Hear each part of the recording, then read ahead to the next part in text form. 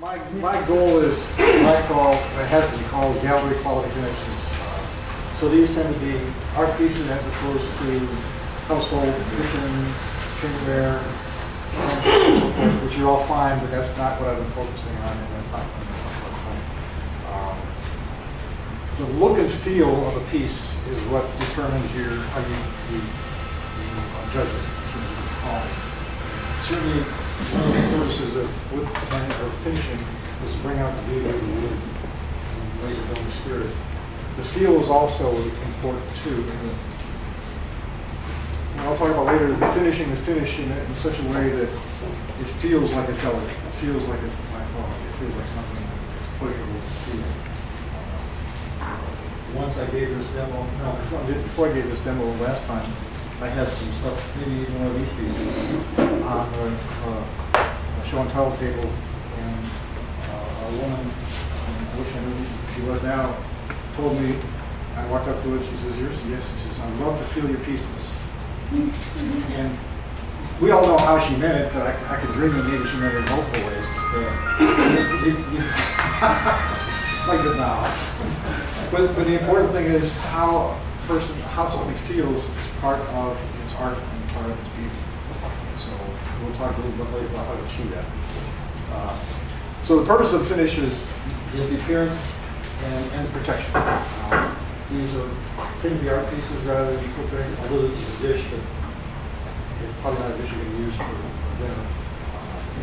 But it's protected from light, moisture, and so on and so forth, and fingerprints and doesn't. So,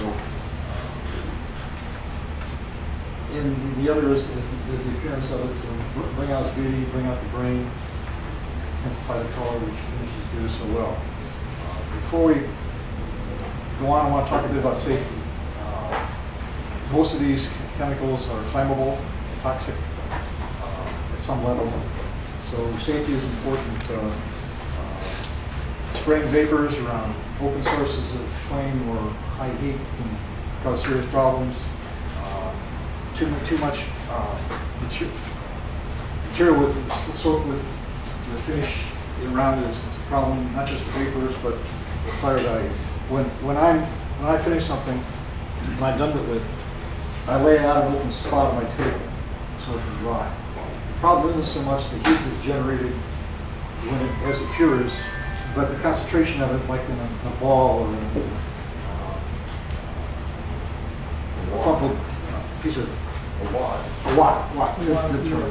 So it has to be in a safety container, which is closed, keeps the oxygen out, or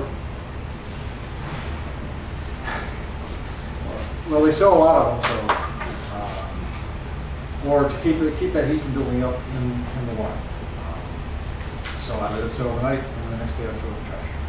After it's cured, it's no longer generating heat. It can't be a source of ignition by itself. It's safe to throw away. Personal safety. These fumes can be toxic to you in great concentrations, especially when sprayed in the air, like lacquer, all the solvents and materials themselves. You can easily breathe, and without breathing, filter with some canisters, chemical canisters, so you can breathe it in and it won't be really good. So there are a couple aspects of safety that I think are important and I try to follow. To do good work, you need to have an environment that's suitable for it. It needs to be as dust-free as you can be, so you don't want to finish something on one table and then go sand something on the other, because you get a lot of dust that's being embedded in the curing salt, curing finish, and make it messy. You need plenty of light. I have where I finish on my finishing table, I have a task light that I can use. It's really important, one of those with bend arms, and so you can position the way I want it. It's important so that I can see where I missed, where I have globs, where I have too much, too little, and so on. It gives you, I have a lot of light in the ceiling, but it's not enough. And it isn't positioned well. So at least I can position so I can see the slopes of the bowls inside, outside, and so on to make sure that I've covered it properly. You have to be able to see. Temperature and humidity is hard to control, but it does have an effect on how the it cures. too hot, too cold, or too moist air will slow down the curing. So you have to control for that.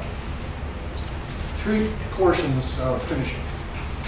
Surface prep, apply and finish, and what I call finishing the finish. And we'll talk about each of those in I thought I saw a hand. It's just like a baseball bat there. Sandpaper is the tool of choice, at least my choice, for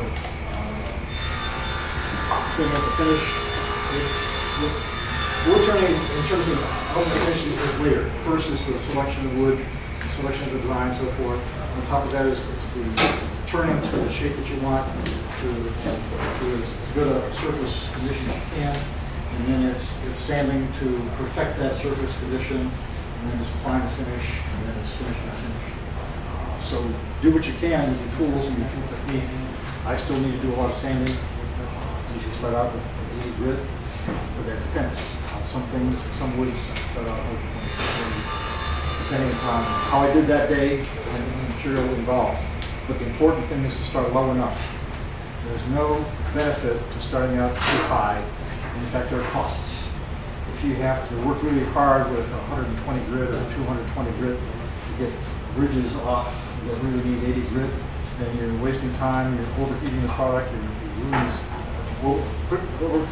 quickly wearing out the sandpaper. It's just more time and more work starting out the right grit. It's no shame to start out at 60 grit when your buddy down the street routinely tells you he starts out at 220. It really is important. It's the right grit for that particular piece of that particular time. How do you know when you have the right grip? You see it, the bigger problem areas disappear? Well, you see when it doesn't take care of the ridges. Okay. Whatever they may be, whatever, and of course that varies on material and by whatever content you're trying to perfect. So if you spend a couple minutes and they're not disappearing and go down? Well, certainly that, but there's a way. For example, you're turning it this way. So you got grooves going like this, and you don't know whether you probably don't know necessarily whether they're from turning or from the prior grit. I try and do a little bit of circular stuff. And if that takes care of it, and says, aha, these are grits produced, or these are grooves produced at this grit level. So it's pointless to continue at that level. It's time to graduate up to the next level and so on. Okay, that makes sense. And clearly, if you... So when you can determine that the lines you're seeing are from the sandpaper, right, then you're done with that grit. And if you see that you don't seem to be able to get at that sandpaper, it says you're too high grit. And it isn't at all unusual to say, oh, I'm up to 280 grit or something like that. That's not coming out. You have to back down one. Sometimes back down 2, because they will kind of show up later on in the process. You have to back up and do it again. If you don't do that, then you're working too hard, getting it too hot, dulling your sandpaper, and taking time and effort that you don't need to take. Yes? Do you do most of your sanding on the lathe or off the lathe, or a combination? Almost all on the lathe. Okay. I might do some touch-up for sanding marks at the top level, because I've taken it off the lathe. I really can't put it back on. I may have turned that bottom so that it really no longer is mountable, but most of it's on the lathe. And I check right at kind of circular running or in different directions to see whether, if the lines don't change direction, they're deeper than that grit is capable of reasonably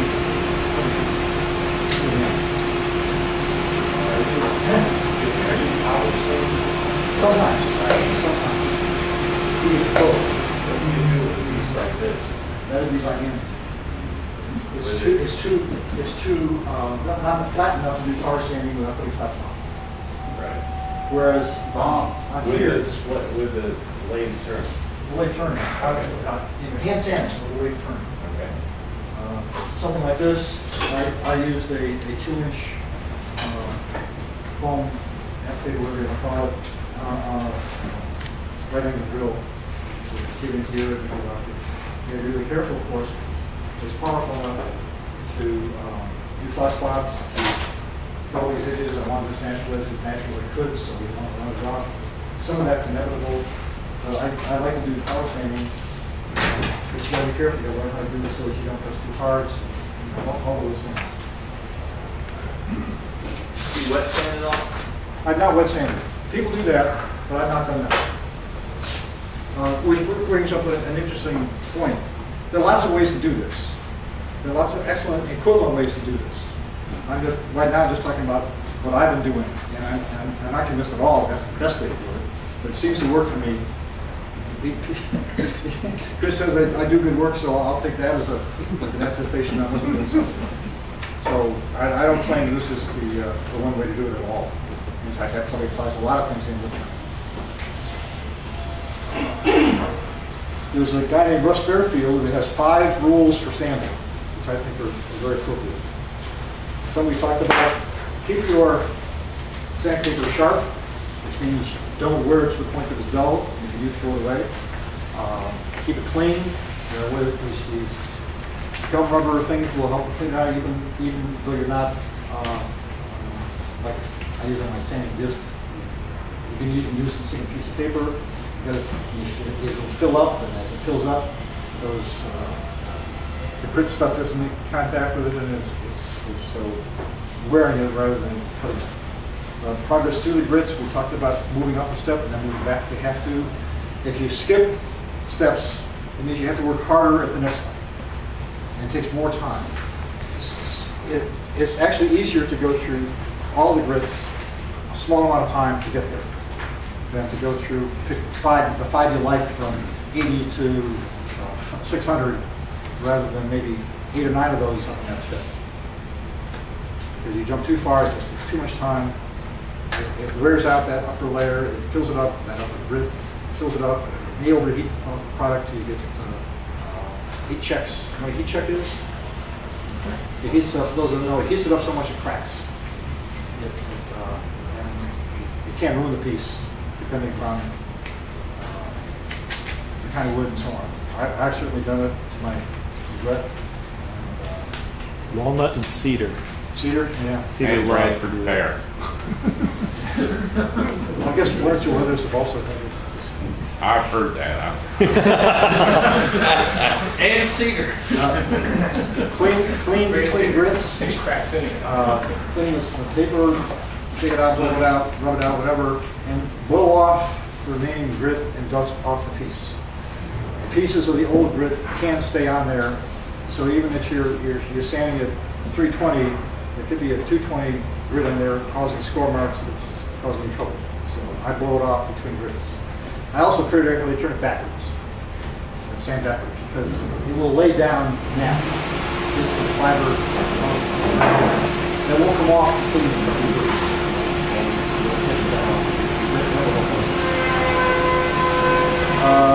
Rule 5 is slow speed is slow is good. Both on a power sanding or a lathe, if it's going fast enough so it feels hot to you, probably too fast. And then we'll generate the problems we talked about, overheating and slow is good. It may seem like it takes longer, but if that's going to sandpaper, it's even longer good. I had a power, real fast drill, and I had a little belt around the foam hat. And it went so fast, in like 1.5 seconds, it melted all the hooks. The patch of the piece of sandpaper that had loose. Like an old frisbee. And it was all melted. It didn't stick anymore. I mean, it melted that fast because I was going at 6,400 RPM. Well, way too fast. You can replace that. What's that? You can replace that hook and loop stuff. Yeah. I bought it at Walmart. Yeah. It's a sewing department. So, Well, but I looked for it in the tools or whatever. Home Depot and Lowe's has it too. Do they do? Yep. Black and white. Okay. Walmart's closest to me and probably cheapest, which is good. I buy my stuff at Clean Store. I'm in love with Vince Welch's Wooden Wonders. Vince's Wooden Wonders for those circular pads. I used to glue the circular pads and it was very well. A friend of mine has a sanding glove. I'm not often her, but you might Hey Bob, Yeah. we can't turn that off. Can you speak up a little bit while that's running? The vent. Get a mic. The vent. Get a microphone. No. Tell you're talking to your wife. Like that? Okay. Yes, dear? We talked a bunch about the process, those 5 steps. I think I pretty much covered that section with what I had to. One saying that I like is pretend somebody else is paying for your sandpaper. Lots of folks use it far too long, like they're saving money, but it's costing them time and less quality of the product, and it's really not worth it. A lot of sandpaper I use in a year, compared to the time it costs, is thrown away. Even if it's still half good, it's thrown away. I'm getting better at that. Bob, one thing I'd like to add, when I first started out, it took me the longest time to get past what I call delusional sanding, which is this feeling that, well, it's not quite coming out, but I'll get it in the next grit. No, you won't. Yeah, that's right. It's like you spend forever with that first grit, because that's basically your last tool. All the other grits exist only to get rid of sanding scratches. The first grit, you can fix things. If you try to move on before you fix them, you're never going to get there. One other fallacy, though, is an attempt to fix contour problems with sanding. Certainly tool marks and little ridges and so on, appropriate to sand. If you have a contour you don't like, what are you trying to do with sanding? Get your tool back out, your valve down back out, and return that portion. Don't ask me how I know this, but it turns out not to be a good way to do it. Yeah, sanding is already in your hand, right? It's really handy on this. On the go a little harder in this area. It's not the best way to do it. For an hour. You're far too long, yeah, absolutely. Any questions on the sanding process? It's the basis for what you can get your finish. So it's really important to use the right grip and do it right. Yes? You're going to talk about steel wool versus sandpaper? Yes, but not as a wood. I don't use it as a wood. You use it as a finish. You can. Some woods are not going to do it, especially because the iron in there will stay there with the moisture on it. Part of the other wood will come last there. So I've not done dollars in sandpaper wood. Now, if you were going to not put a finish on it, and wax, you want to get it, I prefer to use 3M mesh stuff than steel wool. Myself. The residue is less, and it's just as effective, maybe more so, and there are various grits of it that are easy to manage through. Talking about the stuff that looks like Scotch-Brite pads. Yeah. This is quite Scotch-Brite, but this is some I use. This is really fine stuff. It's automotive. Body shops use it. I'm told it's like 2,000 or 3,000 grit equivalent. And it's one of my favorites for the top level. That's gold. It's a gold color. It's gold colored, yes. Gold, Where do you obtain those? Auto paint store. Auto body paint stores, yeah. Paint store got it? And the white is new grit. Most stores don't have the gold, They they've have got white, red, gray, new white. grit. Yeah, those are just green. So they don't have the gold. That's where it came from, auto body shop. I didn't buy it. I bought it from another woodturner. Types of finishes. Two major families of finishes: evaporative and reactive finishes. Reactive finishes like lacquer and shellac. The solvent evaporates and the resin remains behind at the level that you left it. Reactive finishes, a polymerization reaction takes place in it with the presence of oxygen, and it changes it and it's gone from a liquid to a solid. That proceeds from the outside in, where the oxygen is highest, but it takes a while to penetrate through, so you have to let that wait long. Even though it might feel dry on the top, it may not be thoroughly reactive, and it takes a while for that to proceed to its conclusion, maybe even a week or two. They feel like it's solid, but it may not really be ready for the final levels. You have to depend upon the type and the thickness and so on. So the active finishes have some special characteristics. They're more moisture and wear resistant, so it's a high quality finish, but you have to pay attention to the different finishes. Do the solvent finishes not dry from the top? down as well? Yeah, but I think it's a faster process. It's just evaporating rather than having the gas. I don't know that, that's my guess. It's just the lack of food. Where's Dan when you need it? Where's our chemical? Or slow salt and they container, so for those people we're gonna go to. But, you know, lacquer's gonna dry in a day or so and oils can usually take a week. Or a month.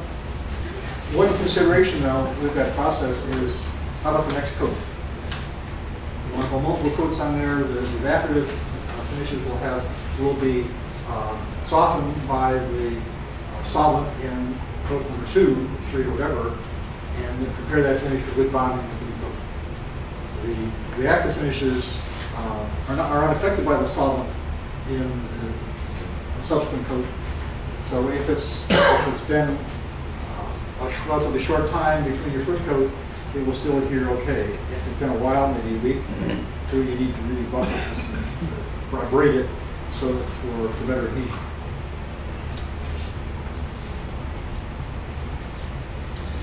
Oils are a different class. There's 2 categories, drying and non-drying.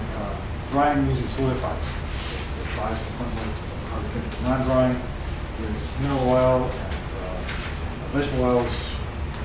They may never dry. If there's any issue with that. Most of the ones we use are blends of oil and resin.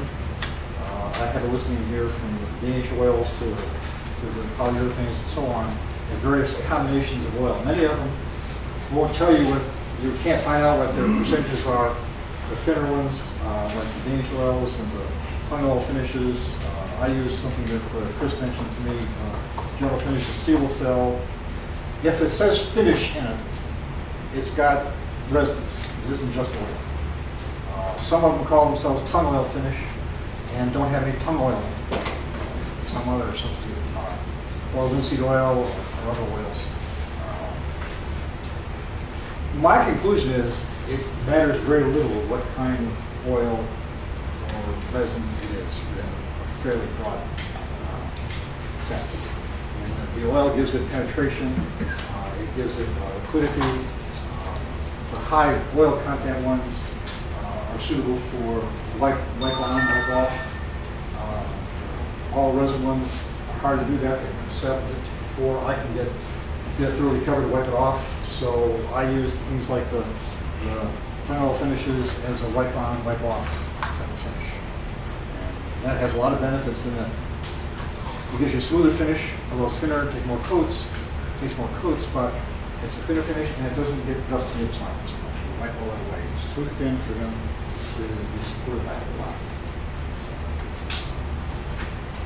3 or 4 coats of that versus 1 or 2 coats of say, the polyurethane, and it is well worth the time. Smoother finish.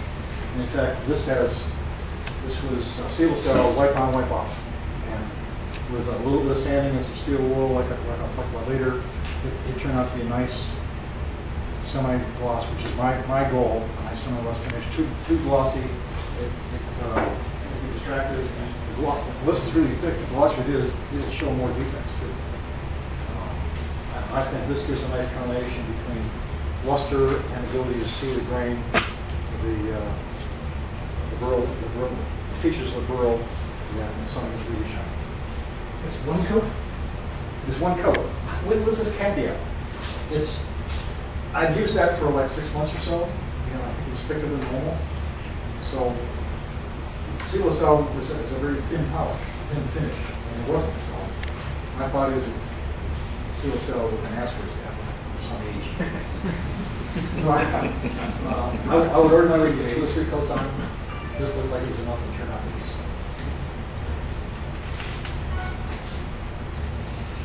so. All right.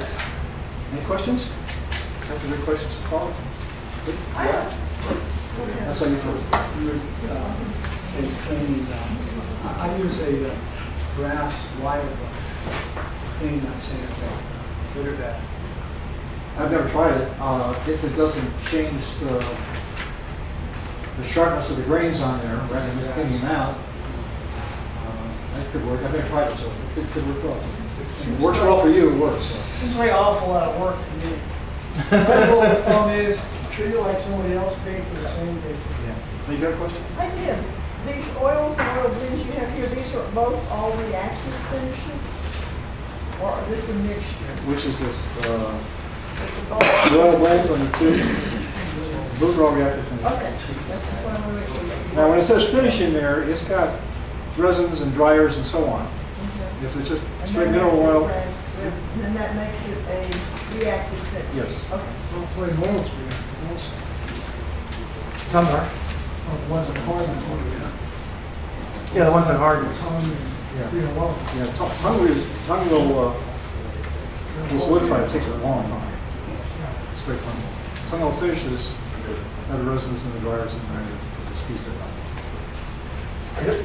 Do you use, how about the myelin cellulose sanding sealer? I've heard of that, and I want to try it. I haven't done it so far. I think it sounds like a good idea to stabilize the surface. I don't know, I'm asking. Yeah. Yeah, it works good. Yeah, people like It works good as a I'm kind of finish, anxious to too. try it myself, but I can't speak to it from personal knowledge. Myelin sanding sealer? Myelins. Yeah. It's basically like for sanding seal. Yeah. Is that lacquer or shellac based? I think it's shellac. No, Shellac has got alcohol in it, so it'd be shellac. I think it's probably It's really lacquer. volatile, whatever it is. Smells a lot.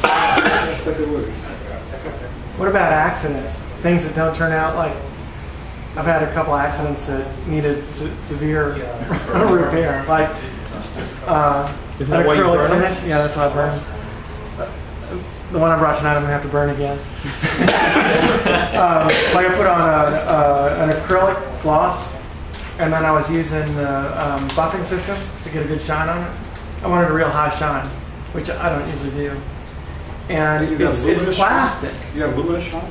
I was going in it, and it melted the plastic and made a wave. Yeah. You know, it burned it right off, and then so then I had bare, and then I had a whole bunch of plastic wadded up that's full of dirt. Yep. And and I've already spent hours on this project, and so that was one accident I had. I Get out the 60 grit. I found some solvent that would take it down, Even better, yeah. and it was scary because the solvent didn't smell. And any solvent that doesn't smell and took that stuff off as fast as it did, and I don't want to get it on my hands at all, in my nose. And then other It's times, also known as acid. I have all kinds of finishing accidents. Like cedar, you have to seal, or the cedar has some oils that will dissolve polyurethane. So it'll the odor, it's like the aroma, it gets all sticky. And then you have to take it down again. And I looked online after this happened. Terry was talking about Terry was telling me about it. I went home and looked. You can buy these cedar sealers, so that when you do cedar pieces, you seal it first with this cedar sealer, and then you can put what you want on it. That's another Shellac does seem to work well with cedar. What's that? Shellac works really well. Sand and sealer Bottom line does on cedar is the same things that give it that nice smell kill the dry of oil-based finishes. Yeah. It doesn't soften them, it just stops them from drying to begin with. So if you use any kind of lacquer, shellac, microcellulose, acrylic lacquer, to seal it, it pins the tannins in the wood, now you can go with an oil. Okay. What happened with you is anytime you're using a lacquer-based material, an acrylic and microcellulose, if you get that hot enough, it will melt. it. You would probably buff it. Yeah, that's You what would I had. probably have too I much melted it. pressure. I just melted it right on the buffering system. It's the definition of a thermoplastic material. Yeah, it's plastic.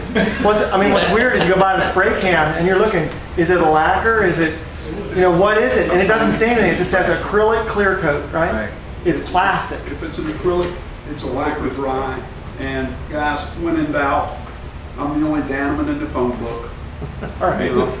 And then I've had finishes change color, like turn white because of the moisture. The one I got tonight, I went out to the garage this morning and it was all white. What's the finish? Clear coat. Just tell No, people you I put forget what it lemon is. wax on it. It needs to be more even. But, It's chatoyance. What are you talking about? Panache. But, All right. So I have lots of accidents, but Bob He's an expert. I'm not an expert. I'm a user. The degree to get up here and talk about how I use it. Yeah. All right, how to apply these finishes. And some oil finishes, I just wipe on 2 or 3 times until it looks like it's not going to soak up anymore. And then wipe on, wipe it off, and let it sit. Wipe it again later. Wax on, wax off. Well, I'm not at wax yet, some of the oil. Wipe on, wipe off. Wipe on. Did I do that? No joke. Oh, it's an old joke. Karate Kid. Wipe it on and wipe it off and let it sit. Just move on, trust me. Thanks for the help though, Norm. I appreciate it. And then after a week or 2, you can wax it. It really helps. I mean, I use an oil finish, but a wet sand it. And what the wet sand does is pick up a little slurry of the wood fibers and it'll fill pores and the rest of it so that it won't go back to buff it. It's a much softer and smoother finish. It's the expert. I usually finish sanding the piece with 220, 280, somewhere like that, and then a wet sand with 400. What is your wet? Water or something? Well, it's No oil. Oil. Yeah, whatever your ton of oil or whatever. You can do just what Bob was talking about, wipe on, wipe off, but you can wipe on, get it wet while it's wet sand it, and then wipe it off. And you fill a lot of pores, you solve a lot of problems with that step. And then for me, the last steps are the BO buffing wheels. And what kind of pieces are these? Either salad bowls or artistic pieces? Mostly the utility pieces, salad bowls and so on.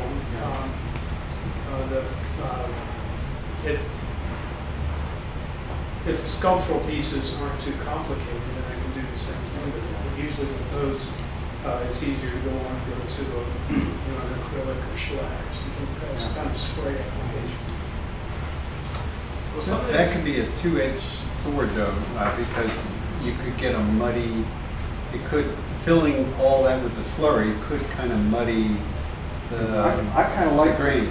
Right. The stuff that I do, I've never done anything to fill the pores in here. I kind of like the pores there as a feature, a feature of the wood. And that depends but on what you he's like. talking about salad bowls, a utilitarian thing. Yep. Yeah, they need a great appearance, but it's a bit different goal, I think. Right. So if it's a salad bowl, and I'm not exactly quite sure what filling pores does, what the upside to it is. I never really know. But so if it is a utility piece and it is a salad bowl, and somebody can wash it, does it not ever come out then? The oil? Well, and the slurry and the dust that's I'm trying or you're not that's just part of the oil. The bowl is wet, you wet it down, and then just sanding it, and that gives you another layer of sanding. And because it's wet sanding, you're picking up wood fibers and keeping the sandpaper clear. Yep.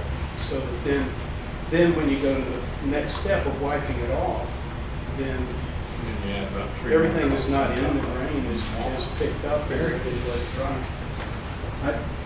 I prefer for the stuff that I'm doing is to keep the grain visible. For that, I think that texture adds to beauty. And I've not done a whole lot of salad bowls. Mike Mahoney, just after he finishes the bowl, he throws in a bucket of his walnut oil, lets it sit there for a while, takes it out, wipes it off, puts it on the shelf.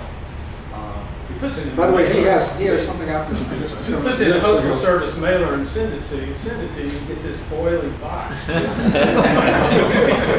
think it's a bit more than just take it out and put it in an envelope. He's got his Mahoney's oil. He's got a version with wax in it. Do any of these finishes raise the grain in the way water-based stains and stuff do? Because that's one of the reasons for wet sanding is you raise the grain with the water and then you sand it down smooth at that point, so we'll do it later. I've seen some of that, not like water.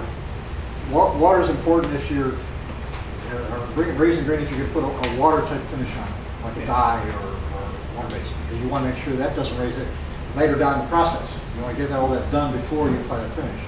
None of these raise the grain, and all significantly. And so no, I think the answer is no. To my knowledge, other people may have other experiences. So when I'm doing an oil like the Danish oil and so on, I sand it to like 480 of a grit, maybe not quite so high, depending on the material. Blow it off, wipe it on, remove it, until I think it seems like it's done. And then I wait a week or so because it still feels slimy, still feels slippery, and then it's I consider fine. Do you ever wipe them off with like acetone or anything? No, no. Never have. My goal is to look and just soak in. And by the time it feels dry, there's really no need to. Well, I mean, like after you get done sanding, before you put the finish on, No. you wipe it off. I don't know if anybody ever used acetone. No, I've never done that. Why would you do that? No, I don't know. I've done just because there's a bottle of acetone sitting there, and I put some on a rag. Well, it's a good reason to do it. Wipe it off. No, You remove the dust rag, there was a bottom. Alcohol would be better than that. Stay away from the liquor. Remove the dust. The acetone is using real oil that wood. You want to get the oils off so you can get it finished. You're probably not putting an oil finish on And when the they put wood. an oil finish, you put a lacquer finish or something. Yeah. You want it to bond. The Exactly, oil of the wood, exactly right. same thing you use. That's on page. When I wind up in that position, I use mineral spirits on the rag instead of acetone or alcohol. It's a whole lot less flammable, it's less dangerous, and it's a better solvent for the oils you're trying to get rid of. But it dries slower and you can't get right back at it. Who's in a rush? This is the South. Probably if you're a capsulizer, one of the key things in addition to knowledge is patience. You want to take time on a good thing. Examine it for defects and rather than just put it on there and check it. So the patience is really important. On your oil finish, you're putting one coat on it, and then you're waiting a week. No. And you turn After the final coat. After the final, so you put the coat on it, and Wipe it off. and you come back tomorrow and do the second coat. Come back in an hour, a day, whatever. And it's not dry, it's kind of tacky. Well, you can see that it's dry where it was and it's soaking in. Yeah. And then you say, it looks like it's soaked in enough, it's not drying anymore. So I give it a final wipe, thorough wipe, put on the shelf for like a week or whatever. I'm not a production turner, so that time isn't important to me. When I bring it to a Woodturners meeting, I might be concerned about that whole week. But, I'm a long-term kind of Woodturner. I'd much rather have a result than speed it up. Thus, I don't do any production turning. I'm probably not ever going to be a production turner because it's too much pressure to get it out. Takes the fun out. Yeah, that too. And that's talking from a guy who does a lot of turns. The resin finishes. I don't sand it quite so much because the resin will fill is better than the oil will. Sand it, clean it, blow it off, wipe it to get any remaining dust on there. You can use mineral spirits on a rag. You can use a tack cloth. I like mineral spirits on a rag. Tack cloth. I've seen it use residue that I wasn't happy with. I'm not sure whether that's normal, but at least what I do. For the light oils, I tend to use when it's light that has more oils and solvent. I don't really do wipe on, wipe off. For the heavy finishes like polyurethane, I don't use a whole lot of polyurethane, but I have been using the Armor Seal, which is a heavier component ratio of resin to oils than the seal stuff. I'll wipe it on there carefully and leave it and wipe it off.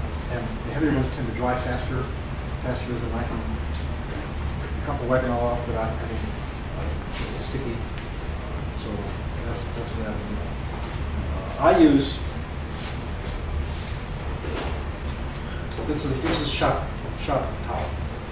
It's what? Yeah, shop towel. I cut it in strips and take a snip off. When I'm applying it, I get these free from the grocery store. Comes filled with applesauce. So, apparently you my applesauce my house, because I'm going to stack it this high. I brought some here if you want some. And I pour a little bit in here, dab it. Wipe it on, and this I did not wipe off. And I find a way to turn it over to the other side, and then I set it on a 3 or 4 point V. I should have brought a picture there. Painter's pyramid? What? Little painter's pyramid? Yeah. Yeah, or links of wood, maybe that long that I've cut into a 3 triangle. So it's just sitting on. We could turn some cones on the lathe. Pardon? We could turn some cones on the lathe. Yeah, you could. Why not? You know, I do have a set of 10 of those yellow painter's things that I got at a Flings Board or something like that. They're really nice. And the nub on the bottom of the leaves is really easily taken care of because you find something that's so I wipe it on when I'm done. I'll look at it in a bit. Let me talk to you about the process. I got it here myself too. So the heavier varnishes, and these are pieces of cherry that have 3 coats of waterlock on it. That same process, I put it in here and I wipe it on. Real light final coat, and before, or not semi-final coat, the final coat, I tend to dab this thing mostly dry. And then even. And you can't do that if this is loaded with resin. You'll leave streaks where you're not wiping it off, but just addressing the finish. And you overlap in each stroke? Yeah. And under my magic light, I can see missed spots, I can see slubs. Especially on a contour piece, I can see what looks like a run or a heavy spot that might run later. The multiple thin coats are so much better than 1 or 2 thick coats. You think you're saving time, but I spend more time on rework of those thick coats that didn't turn out so good. So, all right, so then I've got my coats on there. I tend not to sand between coats. It doesn't seem necessary, so this has got 4 sections. It's the same piece of wood, same process, but one is as I did it, as I left it. 2, I take, this is 600 grit, a light sanding. What that does is takes those dust streams off. Now if there's a run there, a run in here, I can focus on that because you can see by the luster where you're getting down through it. You sure you don't want to go through it, and my purpose is not to take the shine off, just get all those high spots off.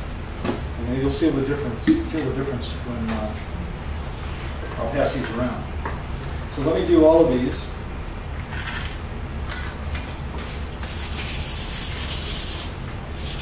And except for the contours, this is about all what I do at this stage.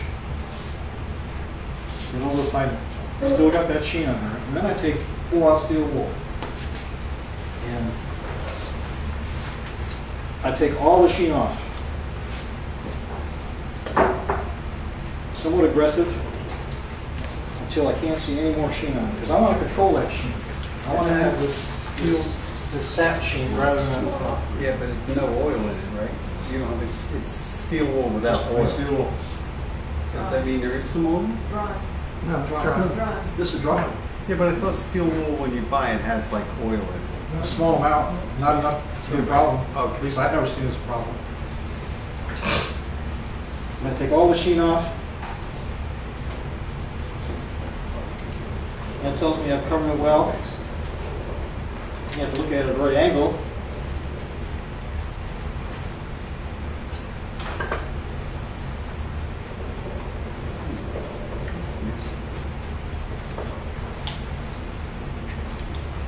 Okay. One more sheen. And then I buff it with the same piece of steel wool, which means I back way off from the pressure. I'm just polishing. real light touch.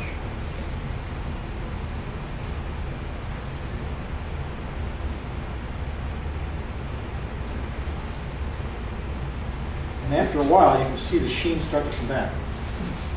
This would be off the lathe. Oh yeah, By the this side. is at my finishing table, yeah. Almost all the things I'm turning now, I've cut away any resets, any tenon on there, so I don't no longer have the option of light unless I look on a vacuum chuck. There's no need to do that. So a real light touch.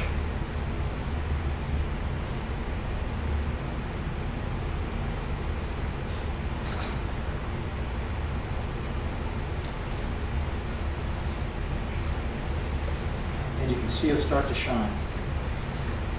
Not very much, but it's clearly different than what it was before. And that doesn't take a whole lot of time. Probably more time to getting even. So that you cut through that sheen and brought it back to about the same level. Then I use my favorite wax called Renaissance wax. It's a microcrystalline wax. What does that mean? I don't know. I know it says it's microcrystalline wax, and it's different than the new waxes, the paste waxes. It's small crystals. There's you, small crystals. I wish I could tell you that more elaborate. Really small. And it costs more. Yeah, The crystals might be abrasives and really small, they're not? You don't think? Okay, never mind. I'll throw that idea out. Alright. They fill the I pores. did the wrong one, I should have done it before. It doesn't leave fingerprint like regular wax when you Well, have it's got a bunch of advantages to it that I like. You can wipe it right off. You don't have to wait. On paste wax, you got to wait the right amount of time. Right.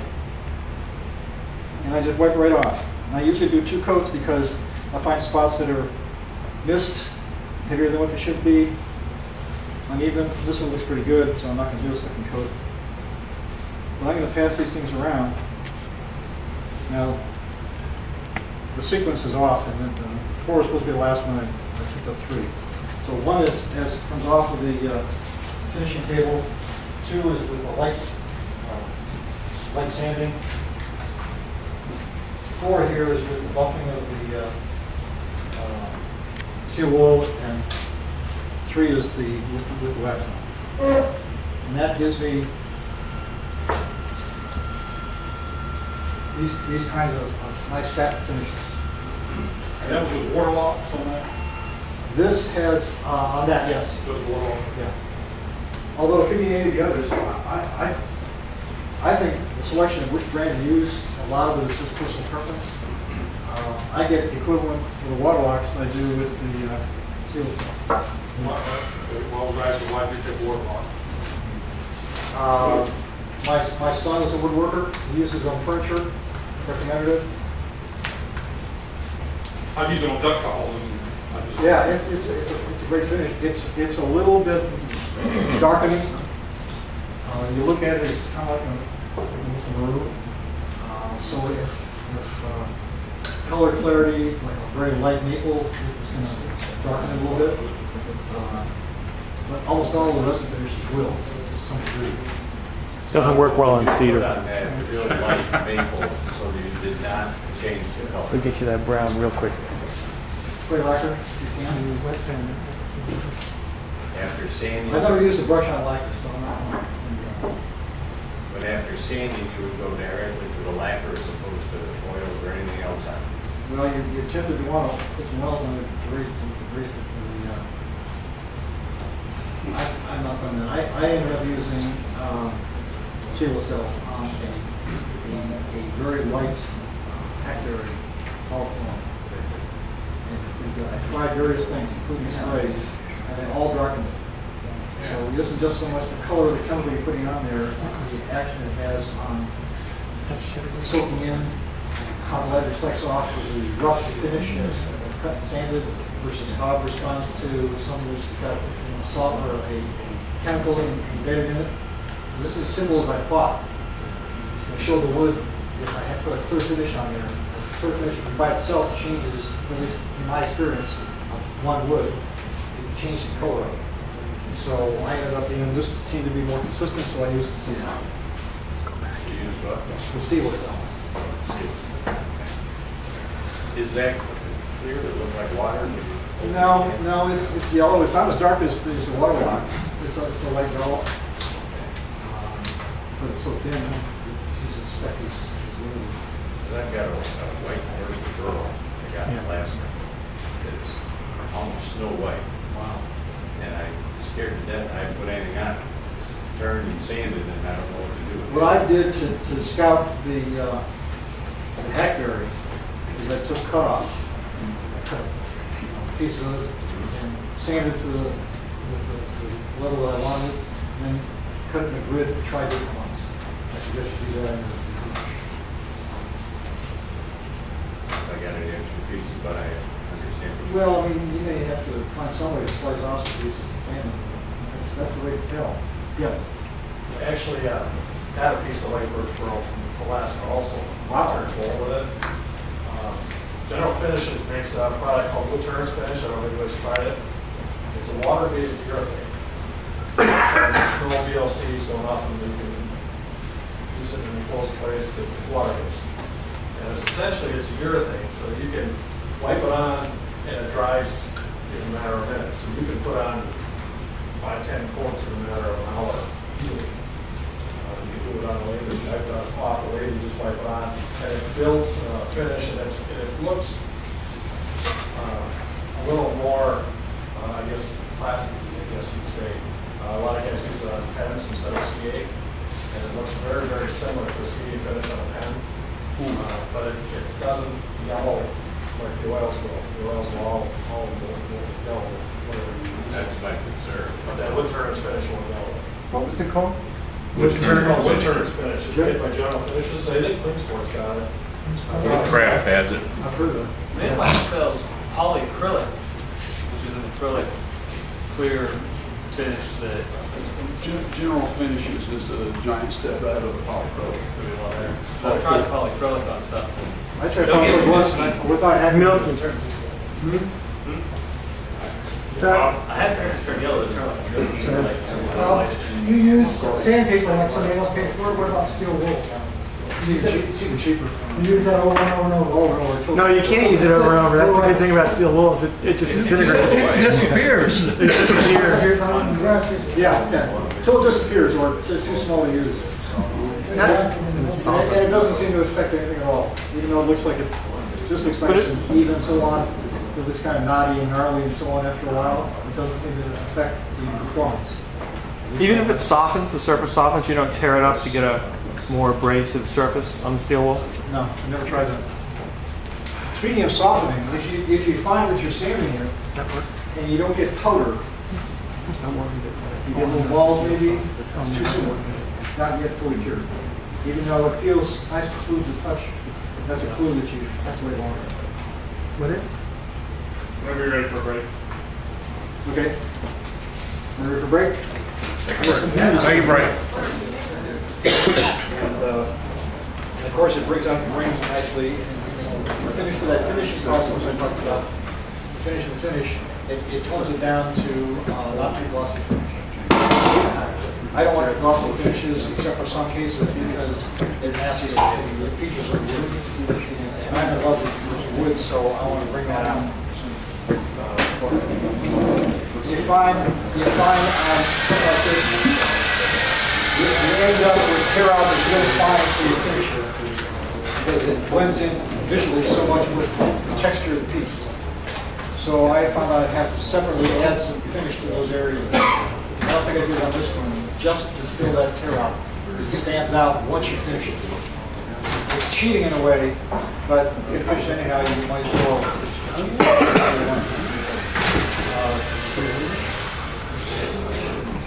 This one, this is maple, I think.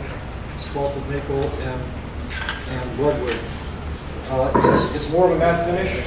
I had problems with this one because of hunky areas and tear out. I didn't properly condition it with a sanding sealer, so I had problems with it.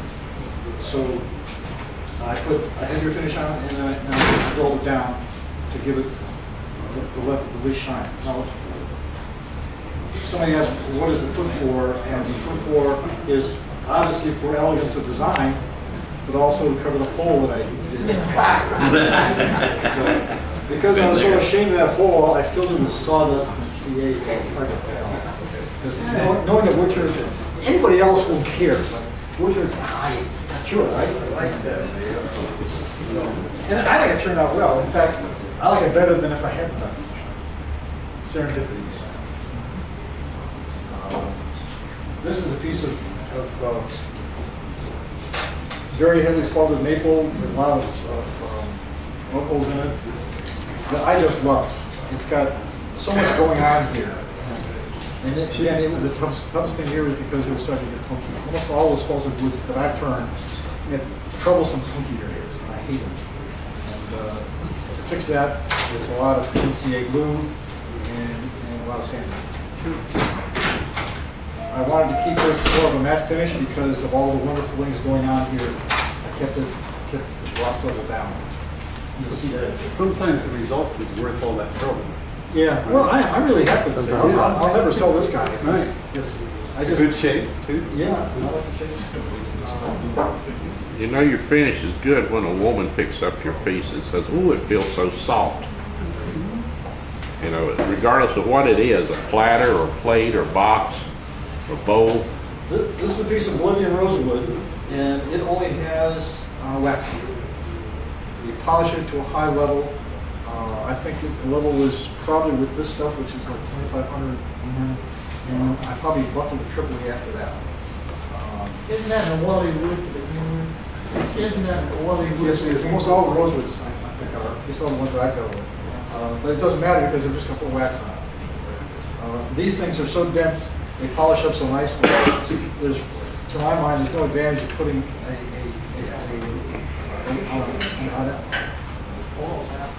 heavy finish on it. So, Would you say the same of Coca-Cola? Pardon? Would you say the same of Coca-Cola? I think so. Yes. I never had finished my Coca-Cola except wax. I polish it really nice and wax it. And I was very fortunate to have a blank that had the symmetrical pattern sort of down the middle. I'd like to claim that as skill, but it's just pure accident that that's what the blank had. That's a design element. And this white across here, I'll take credit for selecting this piece for that, but I was really happy with it. I told you about this guy, and I told you about making these things look more matte with the matte finish. It's after the CA. The CA glue is first, and then... Well, I did it in the areas that looked like it needed it. I didn't do the outside, I did the inside because this was flopping around a little bit. So I had to secure him around the glue on it. It's really a very pretty piece.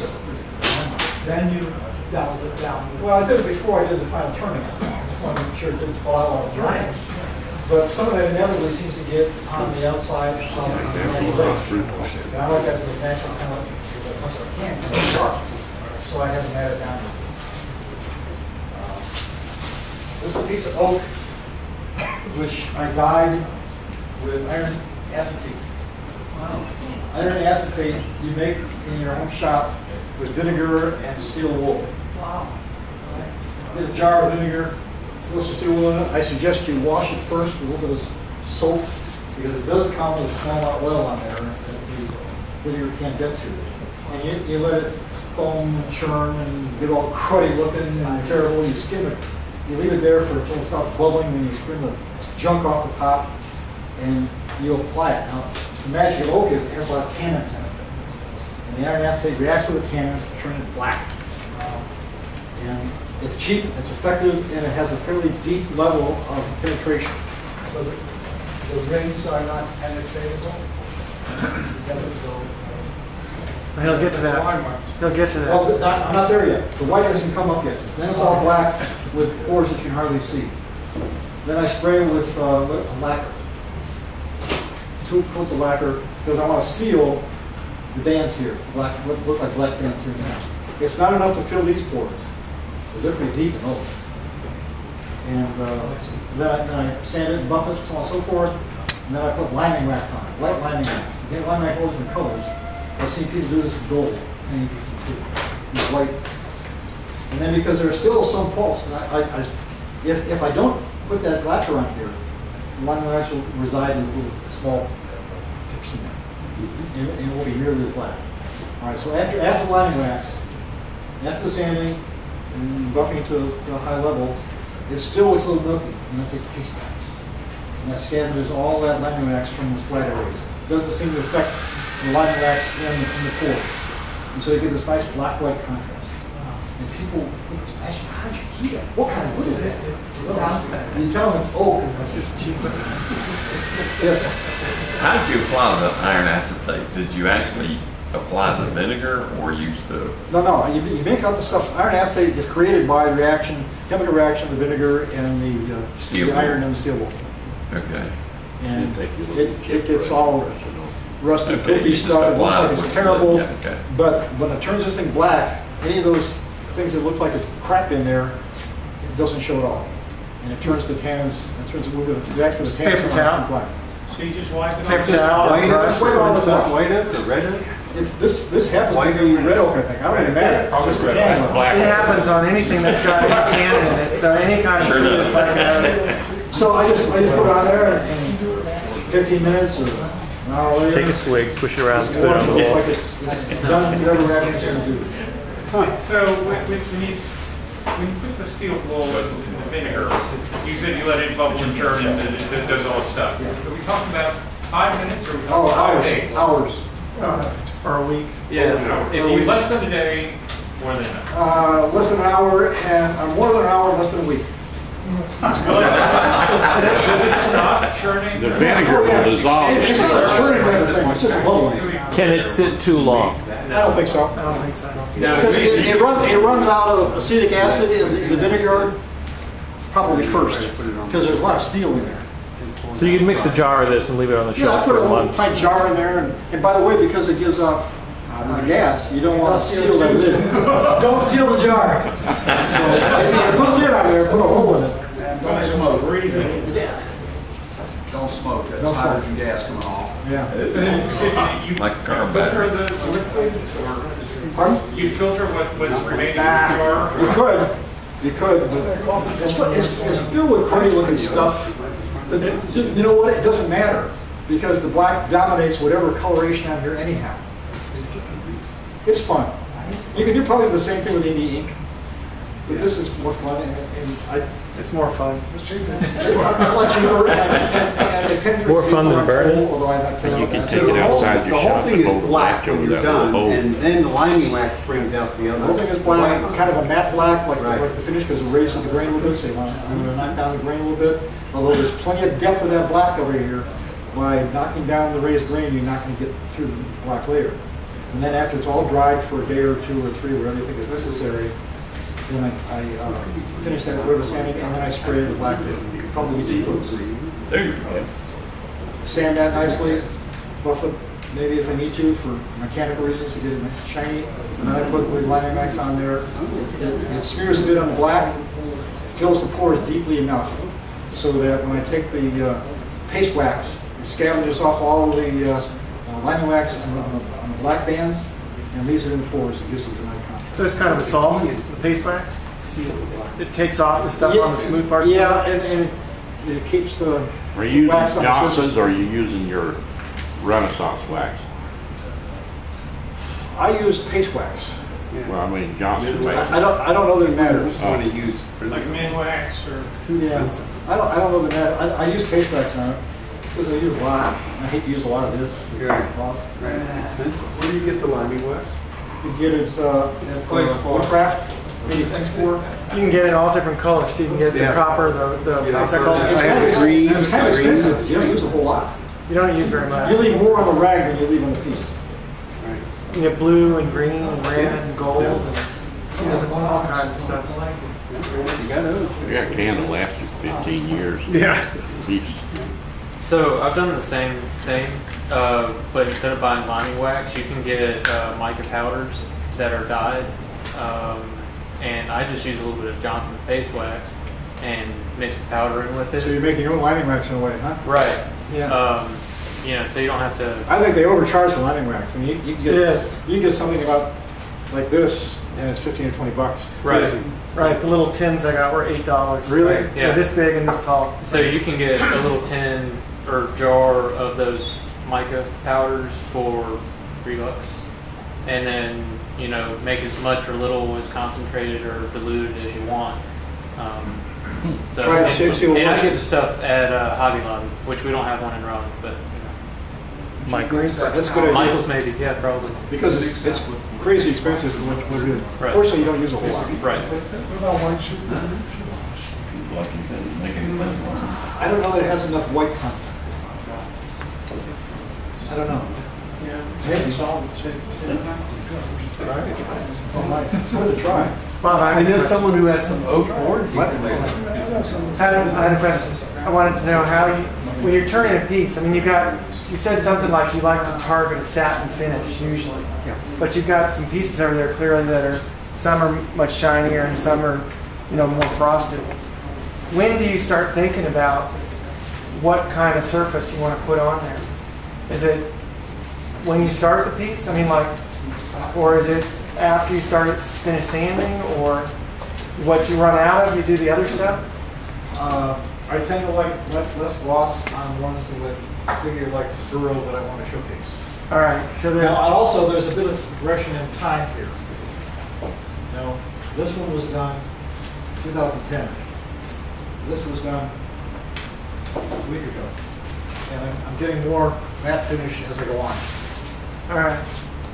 I could have had this more by just doing more of the steel wool and not buffing it so much. And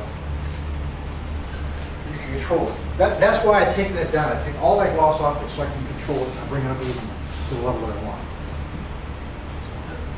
Otherwise, you could use a varnish with flatteners, semi-gloss varnishes.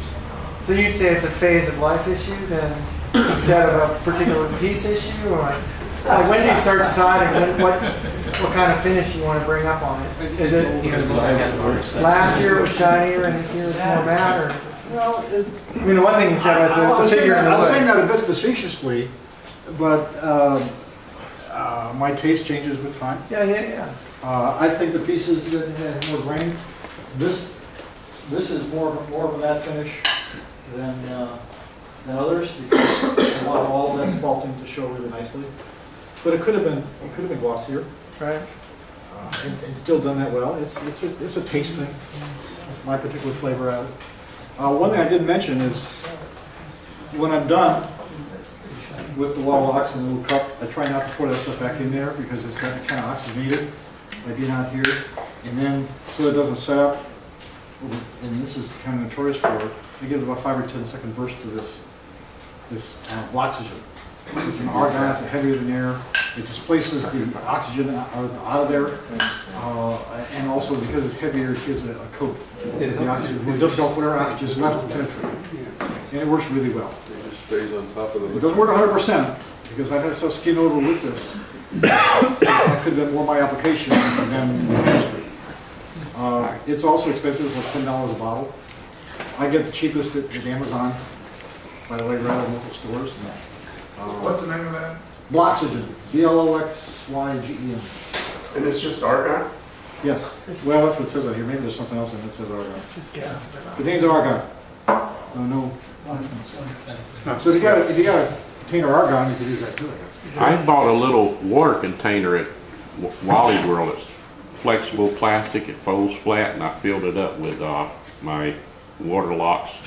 And over a year, it hasn't skimmed over yet. Once you get the oxygen out of there, some people put marbles in there. I ran out of marbles. I had a little screw top can, Some and I they ran out of marbles. squeeze the can to make the volume smaller, Yeah. to displace all the air out. Obviously, that only goes so far before you run out of squeeze. That little plastic Or get a leak in container the has can. worked well. That sounds like a good idea. Anything to get the oxygen out of there. This is easy because it's Yeah. 4 shots. I can't ever tell how much of that I put in. Terry likes those new ketchup bottles that stay upside down, so that it skins on the other side. Yeah, but you're still converting it Yeah, still liquid to the converting. skin. Do be careful with the plastic containers though. Some of the plastics, the paint thinner will sooner or later embrittle them rather badly, so. I keep it in a bigger plastic bowl. Let's move on. I want to cover some common areas that I run into that you guys may also. Tear out shows up after you finish on there, rather than before. That's not unusual. I have resanded. Consider additional coats of resin to fill it up. That's kind of brute force. The less sheen you have, maybe brushing it down, the less that will show. That may not be your goal to have that level of sheen, but it may overall make it a better looking piece to mask the tear out.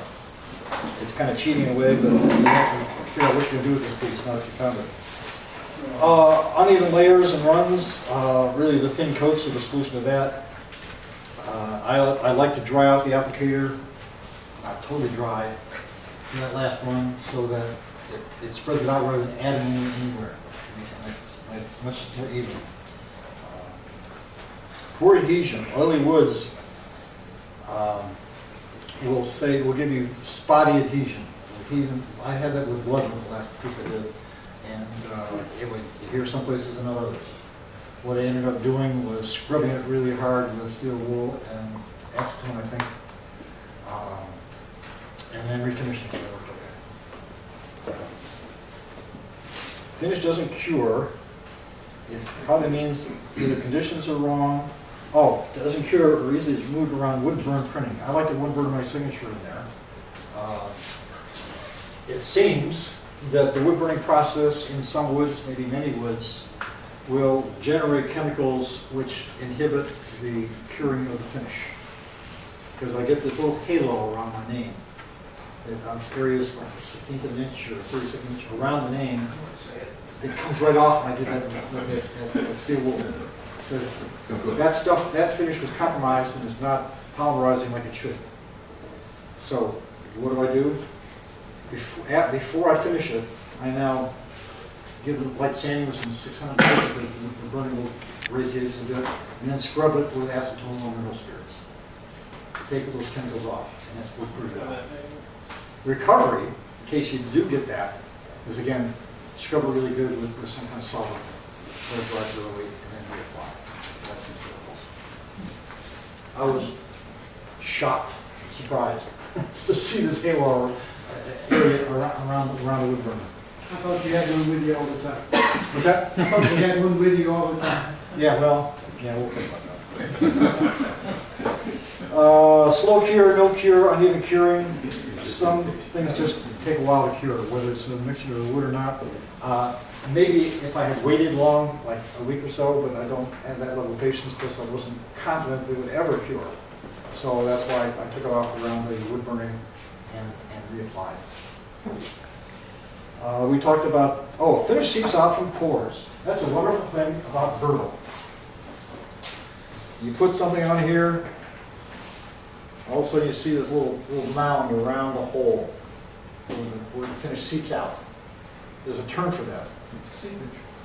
Well, that's true. There's something more about that. And the only answer is to keep an eye on it and go back and collect it again.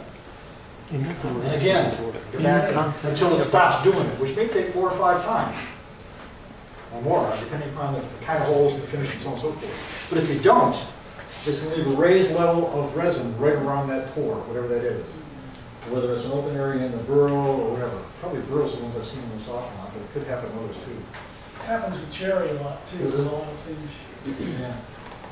So that's a problem that's easily fixed. 2 great references that I've used: Great Wood Finishes by Jeff Jewett, and there's another Understanding Wood Finishes by Bob Flexner. On the AAW website, there's a nice tutorial on finishing by Russ Fairfield that I use as a reference too.